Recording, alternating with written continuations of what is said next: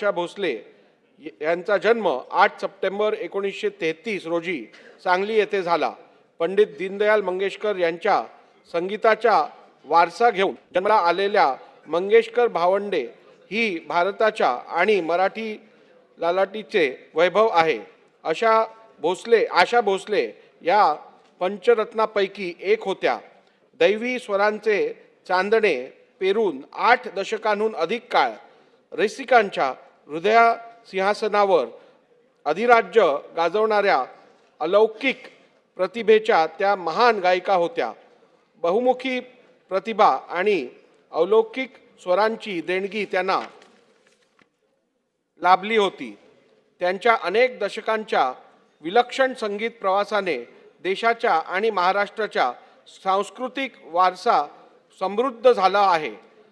स्वर्गीय लता मंगेशकर या प्रत्यक्ष भगवंताची वासरी होत्या, तर आशाताई साक्षात राधेच्या मनातले घनश्यामाचा स्वर होत्या.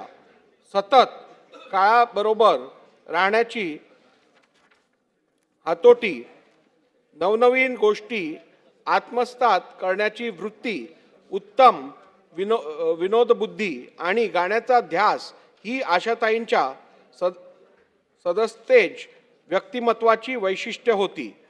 नावाप्रमाणेच त्यांचे सगळे जीवन आशेचा, दुर्दमय इच्छा शक्तीचा आणि मूर्तिमंत जिद्दीचा प्रवास होता. वैयक्तिक आयुष्यात अनेक आघात झेलूनही भोगलेल्या दुःखाला खूप म्हणून त्या जगत राहिल्या आणि आयुष्याच्या अखेरपर्यंत इतरांना आनंद देत राहिल्या. कैलासवासी आशा भोसले यांचा सुरानी अभंगातील ओतप्रोत भक्ती, प्रेमगीतातील अनुराग, श्रृंगार गीतातील मधुराळ मादकता, विरह गीतातील दुखरी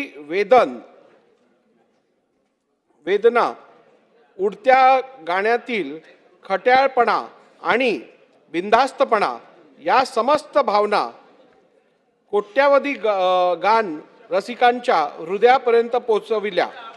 1943 मध्ये